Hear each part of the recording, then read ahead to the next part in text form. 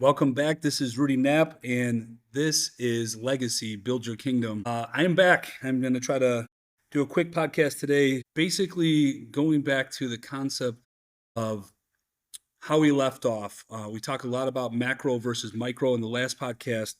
The idea of macro and micro thinking together, combined together, helps us to understand, to see a bigger picture to how to get to happiness that we're all searching for.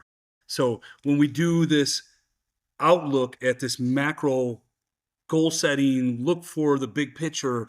Why are we doing the little tiny daily micro activities every single day? What are they there for? I had a conversation at work today. I lead a PLC where we have conversations about how to address teaching students, and what are the best practices for us to really show growth in our students. And one of the things we talk a little bit about is this macro versus micro thinking. When we're planning and when we're consistent and when we're looking at our own efforts as teachers, how does that transcribe into seeing growth for students? So, one thing is to look at the big picture. What are we actually teaching? What is this unit about? How do we look into the idea of seeing what we need these students to know by the end of the unit? So that's a big picture, a macro look. And then when we start doing the daily activities and implementing the daily practices into our students and how they think and how they problem solve, those things on a daily consistent basis can lead to that macro, that goal of them understanding what they need by the end of that unit. So there's ways to look at this concept throughout entire life, not just in relationships, but also in the way we think and how we strive to find happiness.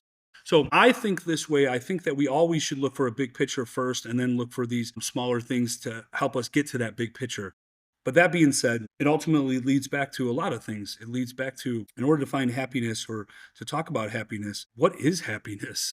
And so today I'm thinking about this week and how Thanksgiving is coming up and what Thanksgiving means to us and how does it affect our daily life, to sit back and actually do some reflection. And everybody will say Thanksgiving is about being grateful or, gratitude for the things in your life and the people in your life.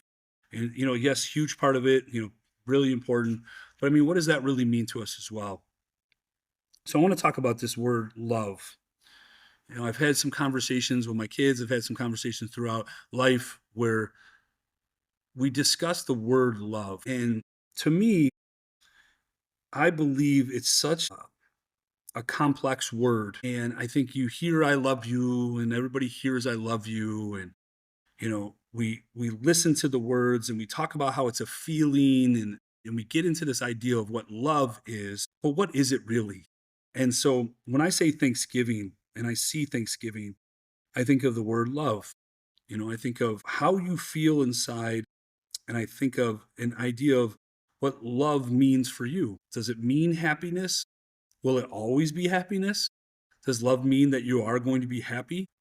I think that we all have this grand idea of we meet someone and it's instant love. We fall in love with someone and it is great and it's going to always be great. And if you love somebody, you never mess up and you never have mistakes and you never hurt them. And it's all a crock of shit. And the reality is love hurts. It hurts. It hurts you in your soul. It hurts you in your heart, but it also makes you feel most alive. It makes you feel this amazing concept of what you can't wait to get to. And I think when we start talking about this word love, we have to realize that there's many ways to look at this. Number one, there's different types of love. Number two, love is not just a feeling. And that's the biggest misconception, I believe, when people talk about the word love. Love is a feeling, it's also a choice. Love is action. Love is effort. Love is a lot of different things that we can describe. But if we think it's just a feeling, you're always going to be set up for disappointment, because feelings hurt and feelings change. And that's a whole nother topic we're going to get into at some point where we talk about the difference between men and women and this idea of understanding how we approach one another. And I've learned a lot in this last year. I've learned from people, I've learned from individuals, I've learned from people I love. And so the idea is When we act with emotion and we make decisions with emotion, and everything is with emotion, like most women do, what we're doing is we're negating the idea of logic and facts and actions and effort, where most men gear themselves towards logic, right versus wrong. I'm not saying either one is right. I'm saying that when we start talking about the word love, there is a mixture between emotion, feelings, and a choice. Kind of like there should be a mixture between men and women in how we approach one another. It's not always about your feelings. It's not always about being right and logic. And I'm starting to understand these concepts more and more every day in my life. And so what I see is that when you think about the word love, you have to understand the feelings that come with it. You also have to understand that it is a choice. It is a choice on how you act. It is a choice on what you give. It is a choice on effort. It is a choice on a lot of things. But before we get into that, let's talk about the differences, different types of love, the different forms of love that you might see. You have your romantic love, like we're talking about here, a deep emotional attachment and passion between people, partners, right? Well, that's a romantic love. What about a family love? Well, family love is this bond between family members, like parents and children, or siblings, or even cousins, aunts and uncles, grandparents. You have this bond with your family, and that is a different type of love. And that love, is represented mainly by loyalty, because we all understand that family and loyalty is one of the most important things when it comes to family. But that doesn't mean it doesn't get broken. And again, as I said earlier, love doesn't mean it's not going to hurt. Love doesn't mean that people aren't going to make mistakes. And if we stand here and think that someone doesn't love me because they made a mistake, or they didn't do what I needed them to do, or they didn't care about my feelings at some particular point, we're misunderstanding. And we'll get into that in a second as well. But the other forms of love, what about like just friendship love or some sort of platonic love, right? The affection and care that we have amongst friends, that we share among friends. You can love your friends. I know it's weird sometimes if you're a guy and you're friends with somebody and you say I love you or things like that. I know that we have society norms and things that happen in my family. My family love, we never say I love you when it comes to siblings, it comes to cousins and things like that.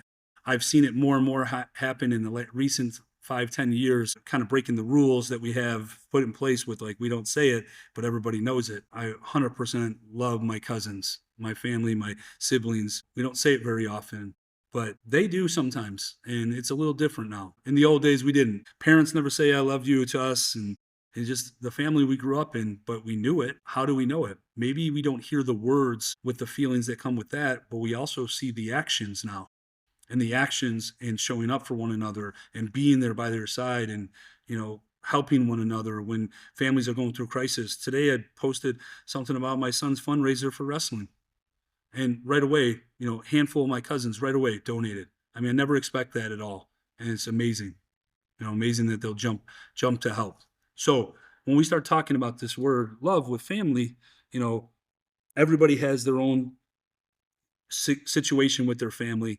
But realistically, I know my family is a very close knit family, especially when it comes to our cousins. So it's always a great thing to know that we have support from one another. And then the last form of love, is called self love. That's this healthy regard for your own well being. This love for yourself helps you to show this love towards others, right? And so if you don't love yourself, how is it that you're going to be able to present yourself in this idea of getting other people to love you, or for you to love them? You're lost. We all have insecurities. We all have some sort of upset or depression at some point in life. But to what extent? I mean, that doesn't mean that you don't love yourself. I believe 100% in your confidence in yourself. You have to have confidence in who you are, and you have to build to better yourself. I mean, again, this is what this whole podcast is about. Build your kingdom, love yourself, make yourself better daily, every single day. Going right back to the 5 pillars of life that I preach in my life coaching business, and I talk about on this podcast a lot. But go back to that concept. Mentally help yourself. I'm working on it every day of my life. There's a lot of things that go through my brain, and there's a lot of things that I have to fix as far as how I cope with life, just like everybody else does. But the mental capacity of who you are and how you help yourself mentally go through life and the challenges and how hard it gets, it leads to all the other pillars of life. It leads to this idea of your physical health. You're not physically getting healthy unless you change how you think about this in your mental capacity. Right? Your spiritual, your uplift, your spiritual uplift, your purpose in life. That's another pillar. And if you can't trust in God and believe in God and put God first, then your mental capacity has to change. Something mentally has to change so that you understand that we have to let go. We have to put faith in. When you talk about your career development, your financial aspect, like you have to work towards this. You got to change how you're thinking about your finances and what you're doing at work and how you're going to grow. You have to put in some mental work. And then finally, your relationships, your relationship intelligence is one of probably the hardest things because you have to deal with people on a daily basis. The key to life, relationships, friends, family, loved ones, your person. How do you approach them? Mentally, are you getting over your own insecurities? Are you getting over damages caused to you, traumas that you've had caused to you? Believe me, it's not easy. It's hard when you've dealt with certain things in life. You have to be able to understand that, it's more important for you to find your happiness in your love. Right? So these forms of love, they come from different places. And obviously, romantic love is going to be different than how it is with your family. And your friendship love is going to be different than your family love or your romantic love. And then your self-care, your self-love. That one's got to come first. You got to care about yourself. You got to care about your well-being. You got to care about becoming a better person. Because when you're not a better person mentally and you're not a better person, and you don't love yourself, your family sees it. Your kids see it. Your friends see it. Your loved one sees it. And you act differently. I've experienced it. I was part of the problem at times. You have to be able to get over that concept. I think I posted something today or so that talked about, there's not one person in this world that should keep you up at night because you feel, that you're not good enough, right? You should always be good enough. And if that person saw your worth, then they would take action. They would show love. And if they don't, then they don't see that. And maybe they're not part of your life then. In any case, go back to this idea of love. What are the characteristics of love? I mean, let's talk about this relationship one. This is the most one, the romantic love, right? That we all associate love with. Intimacy, right? This closeness, this connection, this mutual understanding, this desire for one another comes into play when we talk about passion, attraction, desire, romantic, sexual attraction. That passion comes into play when you're talking about a romantic love. What about commitment? Decision to stay with and support someone over time. You're making a commitment to be in that love, that romantic love. And affection and care, strong feelings of warmth, protectiveness. What about a concern for another person's well-being? And then trust, a foundation of reliance and security in a relationship. Important aspects and characteristics of love. You need those. Now I'm going to say this one more time. There are people in my life that I love. There has been people in my past that I have loved. There are things that come into play. Does that mean I'm perfect? Absolutely not. Have I not showed, some of these characteristics at times? Sure. I believe I have majority of the time. I believe I'm a good man and I believe that I've done very well in relationships. I believe that in relationships I have shown love and I have shown with actions and with feelings. But that doesn't mean I'm perfect. I made mistakes. I let your anger get to you. You let your emotions get to you. You've acted out of character. You've done those things. But I would venture to say that majority, 90-something% of the time, I am that person. And I would hope that most people are. And I know that I've had partners that have shown 90-something% of the time that way, and other percents they haven't. And so it doesn't mean that they don't love me. It doesn't mean that I don't love them. It means that we are human and we make mistakes. And I think this concept of, oh, well, you don't love me because you didn't do this or you did this at one point. We're going to make mistakes.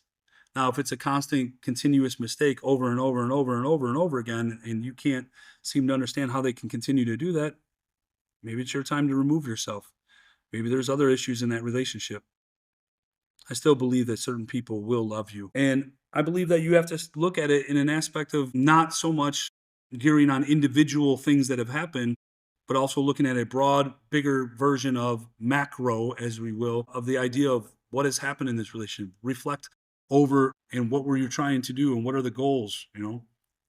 So, real interesting concepts. I mean, some people will look at love and they'll say, what about the 5 A's of love? I've heard this before, the 5 A's. They're like foundational components of building a healthy, mindful relationship. And they're going to focus on mindful love and, you know, personal responsibility. You know, I'm a big believer in action. I've been speaking it forever. Your actions speak well more than your words. When your words match your actions, you have integrity. When you love someone, your words should match your actions. That's that trust factor they just talked about. It is your responsibility if you're in a relationship to show these things. Here's your 5 A's. Attention. You need to be fully, aware and present with your partner. And you need to be focused on their love attention, their loving attention. So what does that mean? Well, we all talk about these ideas of love languages, right? Do you know your partner's love language? Do you know your kids' love language? Do you know your parents' love language? Do you know your friends' love language? Here's the thing. People think this is just romantic. It's not. But if it was romantic, you better know your partner's love language. Now, I think people are really confused when I've had conversations like this. This whole love language is a big, fad and things come out there. I mean, I'm a man, I'm masculine, but the concept is it does work in relationship intelligence. If you know that my love language is words of affirmation and you never feed me words of affirmation, you don't understand what this means. If I know your love language is physical touch and I never touch you, that's a problem. I'm supposed to give you what you need. You're supposed to give me what I need. Now, here's the thing with love languages. They all kind of interact with each other, and most people like all of them, but some are more apparent than others. So again, attention comes back to that love language. What about acceptance? This is a tough one. Respectfully receiving your partner's feelings, traits, desires, and then a sense of safety and worthiness, right? Can we accept them for who they are? Their mistakes. I mean, I have a hard time with, accepting mistakes and accepting mistakes in the past and things. That's very difficult. I think that comes back to some of the other topics with repent and, being sorry, deeply sorry for mistakes that you've made when it's geared towards you, understanding, reassurance, but again, acceptance. I mean, I think that you accept your partner if you love them and you're with them. You have to be able to express it and you have to be able to hold in your own emotions from that. Something that I'm working on, something that people need to work on. What about appreciation? You should be giving gratitude. You should be appreciative. You should be admiration for your partner. You should be proud to stand next to your partner. You should be talking about your partner. You should be telling your family about your partner. You should be making sure that they know that you love everything about them. And that doesn't mean on every second of the day, but it means that you should be appreciative and showing. The small things show those. I love when you do this, or I give you this little gift because I want to show you I appreciate you, or showing up with flowers when it's just a random day, or writing a note or a poem. Things like this that we all talk about love. Honestly, I know if they make my partners, their day and there are certain things, then you do the small things because I am thinking about my partner, not about me, because if it's about me, I mean, most men or even women, they probably have a lot of things to do and maybe they're not like, hey, this is something that I want to spend all my time doing. I get something out of giving, just like most people should, right? Thanksgiving, you get something out of giving. You get an intrinsic value that you can't get back. So you do something nice for your partner. It isn't about them saying, I appreciate you. It's about them actually feeling different. When someone does something for me, it's like, wow, they actually were thinking about me. They listened when I was speaking. They understood that this is something that I needed, and they went and did it. I mean, how awesome is that? You feel loved. Appreciation is a huge one. What about affection? Nurturing this closeness through emotional and physical intimacy, maybe kindness, maybe thoughtfulness, right? Show your affection, touch somebody. Another thing that we'll talk about in one of these podcasts is how men and women think differently. All right. When it comes to relationships, women want an emotional connection right away. Men want a physical connection. That doesn't mean that men don't want an emotional connection. They do.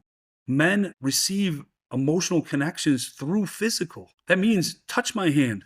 That means show me you actually are interested by touching my arm or showing me some sort of affection, looking in my eyes, whatever the case is. The idea is it's not just about, as many people say, this is just about sex. No, it's not just about sex. It's about knowing that you're interested in them, giving them some sort of physical connection so that they can continue to try to grow an emotional connection with you. Women, they want this emotional connection before anything. Well, guess what? It goes hand in hand, right? So there is some discussion about that.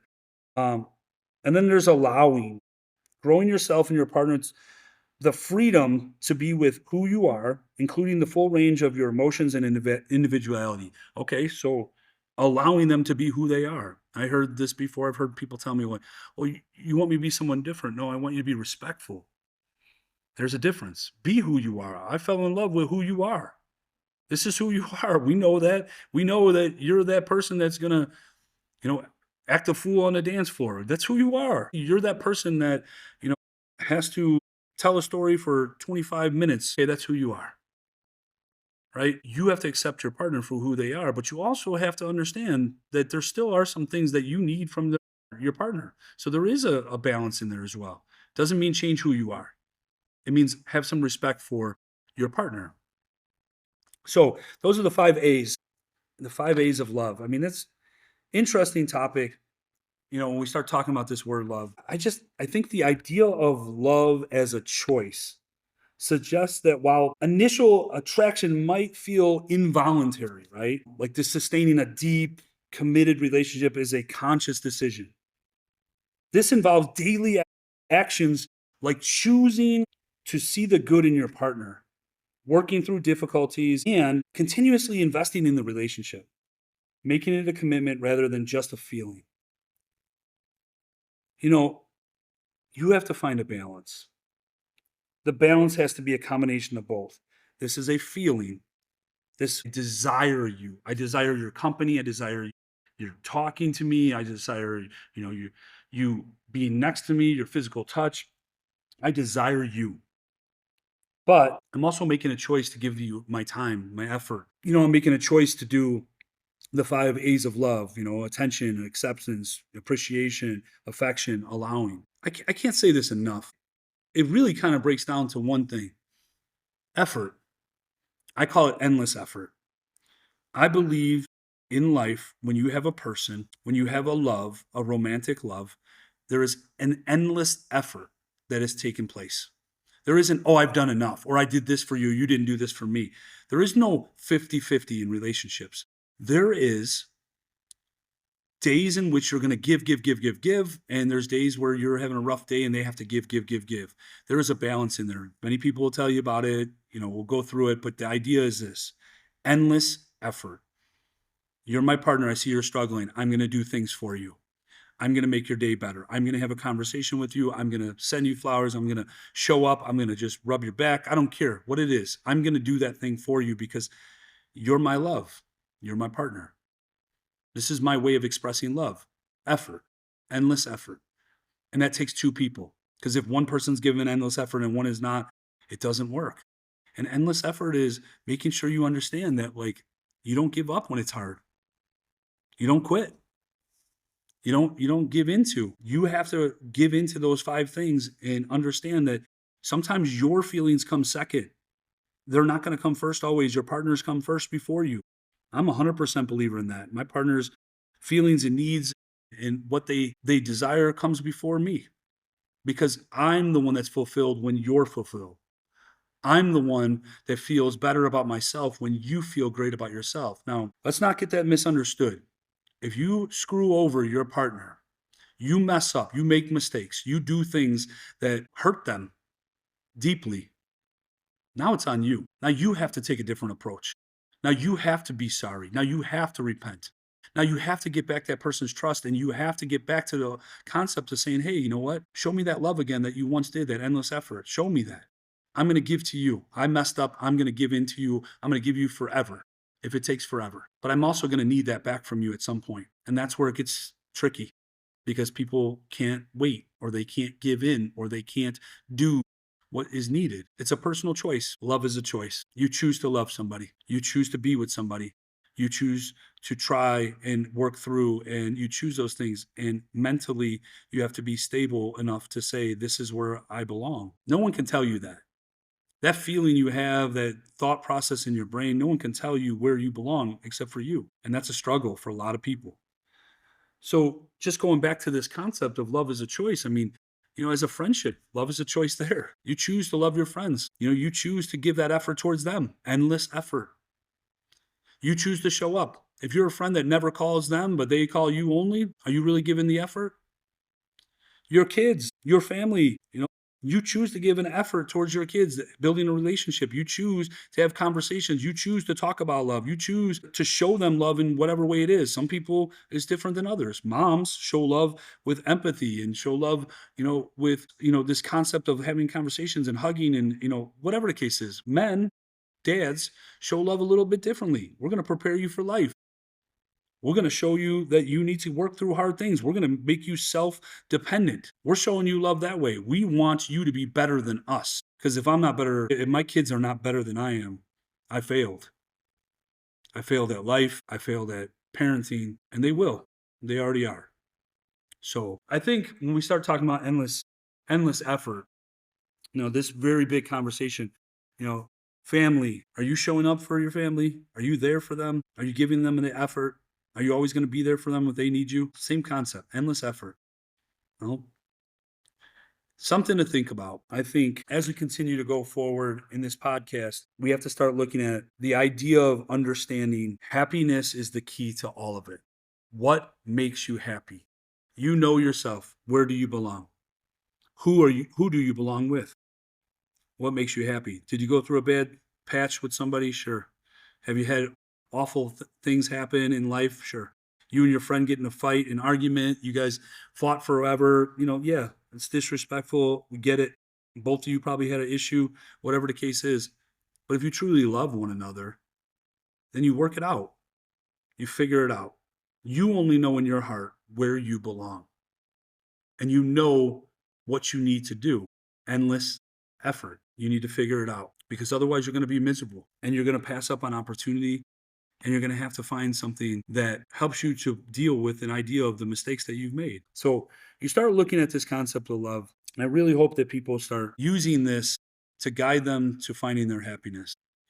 All aspects of your life, all views of love, all parts of your life. And hopefully, this Thanksgiving that you guys all decide to, stay with your family and show that family love, be with your person, show your person, that romantic love, call your friends up, tell them how thankful you are for them, show them love that way, respect, understanding that effort and doing those 5 acts of love, those 5 A's of love, that helps us to understand and guide us towards our own happiness. You feel good about yourself when you love someone and you show them. Don't focus on not being perfect. Focus on what you need in your life. All right, I'm going to sign off with this. I hope that everyone has a great Thanksgiving. I hope that if you're still listening to this podcast, you're following it, you're sharing it. Please pass on to anyone that, my life coaching business. I think that, if I can get more clients involved, I think that it is a great way to understand and show that we can make discipline stick, and then we can change the way we think, and then we can move forward in all the things that our goals are in our life to help with those 5 aspects of life. Please pass mine's legacycoaching-buildyourkingdom.com. Check out my website. Pass it on to anyone you know. Please share and follow this podcast. It will lead us to that. Please go on my website, check it out, pass it on to whoever it is. I think those are things that I want to help people, and I want them to take a chance because I really think there's a benefit throughout. And if you're one of those people, if you know me personally or you don't, or whatever the case is, reach out, swallow your pride. I'm going to show you love. I promise that. Signing off.